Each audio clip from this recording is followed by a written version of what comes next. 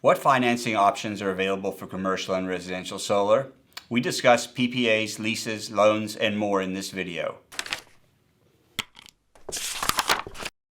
All right, Dale, so let's talk about it. There's several financial instruments or ways to pay for solar energy. You can use cash, you can borrow the money, you can do a power purchase agreement or a lease or some other mechanism. Right. Let's talk about the easiest way, cash.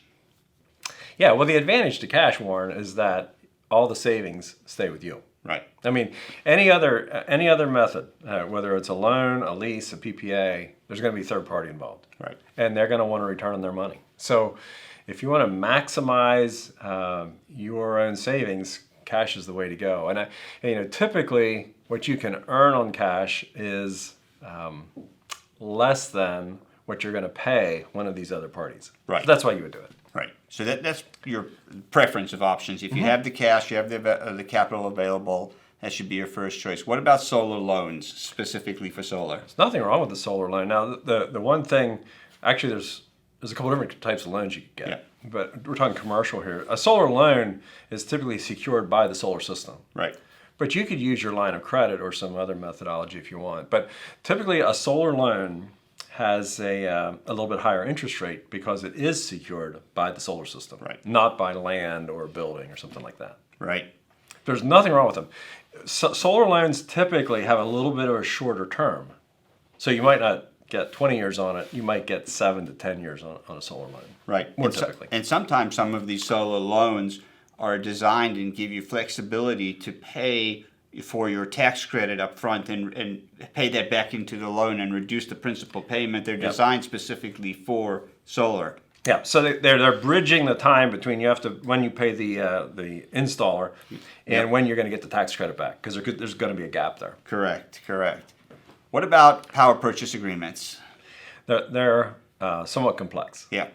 Particularly for commercial, because you're looking at it could be a 30, 40-page agreement where there's a lot of details about what happens if somebody defaults, right, if there's a force majeure event or something like that. Power purchase agreements typically involve attorneys. Yeah. And when you do that, you can quickly run up a bill that could be anywhere from probably $10,000 to $30,000. I was actually a customer on one, a PPA, and I know that we actually spent over $30,000. Yeah. Just on our side of the agreement. Right. So they can be expensive. But a power purchase agreement, you're buying the electricity. So instead of buying the electricity from the utility company, you're buying it from somebody who owns the solar system, and you lease them the space for that solar system, either on your roof or on the ground somewhere. Correct. That's a key component of this. With the first, obviously, with cash or the loan, you're the owner of the system. You are. With a power purchase agreement, there's a third party that's going to own the system and sell you back the energy produced by that. Right. Now, and then typically at the end of the agreement, there's some type of buyout or some kind of clause about what happens. And they're typically 20, I've seen them as short as 15, but somewhere between 15 and 25 years. Okay. A lot of times 20, 25 years. And then somewhat in between the PPA and the solar loans are the solar leases. Mm-hmm. Yep. Leases typically are shorter term. Right. And there's two types. The capital lease is really a loan. The operating lease is just kind of like an equipment operating lease. And in that case, you're going to have probably a 5 to 10 year term, right, to pay that off. And the cost on that, the interest rate equivalent to, say, a PPA is going to be probably a little bit lower than a PPA, but the term's going to be shorter. So your payments are going to be stiffer on the front end of the agreement. Once you get past the 10 years, usually there's a buyout of some sort, a small one. Then you're in the system. So who would want to do a PPA versus a lease? When would a lease be preferable to a PPA and vice versa? I think the lease is preferable if you want to own the system. Okay. The PPA is you just want to buy electricity. Right. You don't want to mess with the system. You want somebody else to maintain it, somebody else to worry about that stuff. PPA would be desirable. The loan, definitely if you want to own it. And now again, with solar leases, there are solar leases that are specifically designed to work well with solar and the incentives that come along with it. Correct. Yep. Yeah, because there's SRECs that could come into play. In a PPA, typically the person who owns the PPA gets the SRECs, but not always. It depends on how the PPA is worded. And the same thing goes with leases. Yeah. Now, similarly to these loans and leases that are designed to allow you to take advantage of fund the project and pay back the ITC or the tax credits, there are options for nonprofits to do the similar thing using the direct pay. Correct. Yes. I don't know if we want to mention them by name, but Yep. there's one that we know about, a Collective Sun, who has a product out there that will enable a nonprofit to fund the entire amount Yeah. and then qualify for direct pay, register the system, qualify for it. And that can be a period of time. I mean, somewhere between 1 and 2 years probably, until Sure. they would receive that 30% tax credit or whatever it is. Yeah. That's significantly helpful for is. nonprofits. Yeah. All right, Dale. So for commercial financing options, why don't you summarize that for us? Yeah, it really comes down to what your goal is, Warren. Yeah. I mean, what do you want to use? Do you want to maximize your return? Yeah. And do you have the cash? If you do, then it's pretty straightforward. But if you don't want to use the cash for that and you prefer a loan, then you need to think about, do I want the best rate that I can get? If you do, you might want to go to your local bank. Right. If you want to just secure the system, the bank may want security beyond the system. If you just want a solar loan, you pay a higher rate and you can get that. So it really comes down to your own priorities. So now let's talk about residential solar and some financing options specifically for residential solar. This has been a really tough one in the industry over the last few months, but what are some of the options available if somebody's looking to finance a residential project? They're very, very similar, Warren. Yeah. I mean, you're talking about, cash still going to be your best option. Loans, you may have a home equity line of credit that you can use if you don't want to use a purely solar loan. Solar loans here get a little tricky. Yeah. And the reason I say that is it's very common for solar companies to be selling financing at a very low interest rate. Right. And those interest rates are bought down.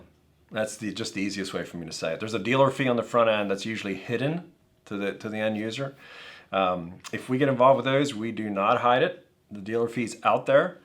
But those dealer fees can be significant, anywhere from 10 to 30% on the front end of the project added to the cost of the project so that you get a reduced interest rate on the loan. Correct. So as the buyer, you're paying a higher price for your solar array in order to get that low interest rate on And many people don't reveal that. Right. So, Right. And then what about PPAs in the residential market?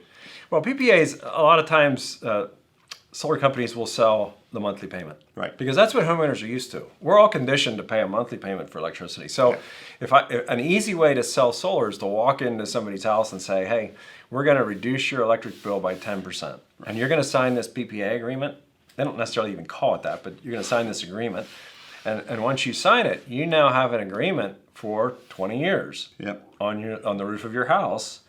And what that means is you don't own that system. And if you have to remove your roof, fix a leak, do anything like that, you're typically paying the person who owns the solar system the loss of that electricity. Or if you sell your house, which often can happen in a 20-year time span, Sure. whoever buys your house has to assume that. Correct. Or there's a challenge, a buyout or something And like that. oftentimes there's escalators in those PPAs which increase the price of electricity. So you might start out with an introductory rate that looks very favorable. You could be paying 12 cents a kilowatt hour for your electricity and you get offered a 9-cent rate. But in 5 or 10 years, you're now paying more than you originally did. Yeah. And you have to find a buyer for your home who's willing to assume a lease agreement, paying more for electricity. Right.